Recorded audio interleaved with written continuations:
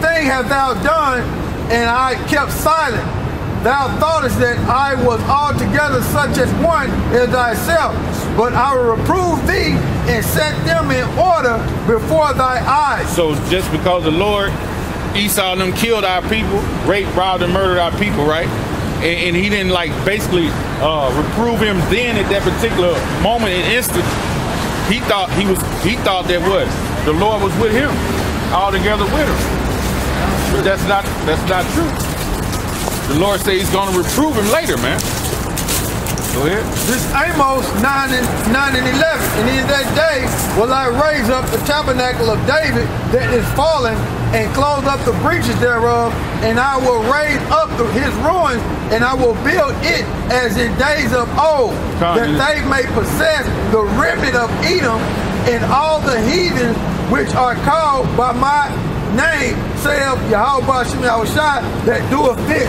So he said that he will, the land, the remnant. So we're going to possess that land of Idumea also, and that land of Edom. In that time, we're going to possess the land, right? And read that last part of it again, Baba Kashal.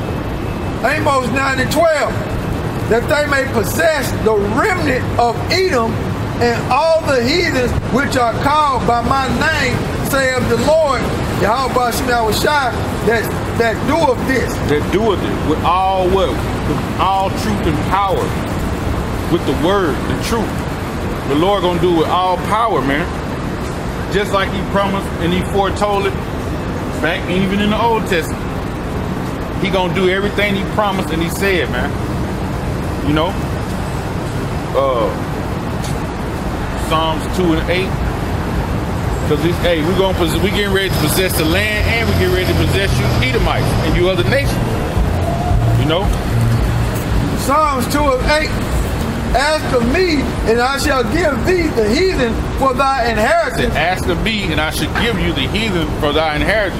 When you look the word ask up, it goes into a word inquire. Basically beg, as for a favor. Ask of me, and I will give you what? He will grant to you the heathen for your inheritance, for your possession, for our property. Go ahead. And the uttermost parts of the earth for thy possession. Come, the uttermost part of the earth as for our property. Because the Lord said he made the earth for our sakes, man. You know? Go back to Obadiah 18, Baba Kashah. He made the earth for our sakes, man.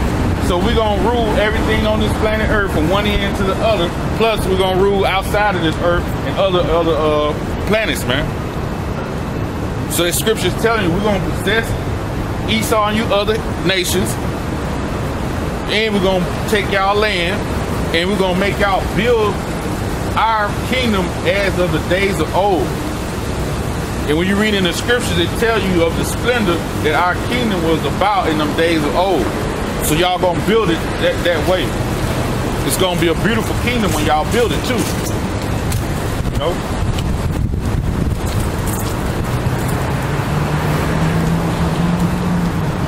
Obadiah 18.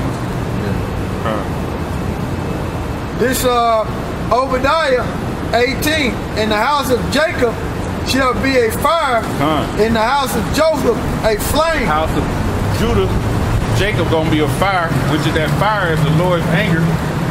In the house of Joseph a flame, right? Which is like basically looking up the tip of a weapon, right?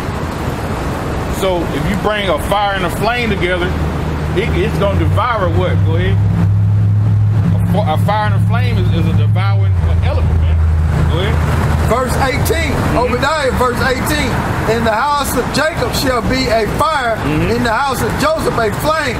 In the house of Esau for stubble. Come on, the house of Esau for stubble. When you look stubble up, it goes into chaff. And you know, chaff is just like if you have a corn stalk, that old dry hull that fall off on the ground, that's like chaff. It's easy to be blown in the wind. So a fire and a flame will easily destroy what? Chaff, man.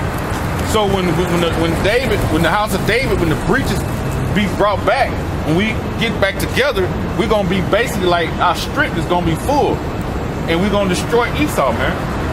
We're gonna be all up on top of Esau with full strength, man. Go ahead.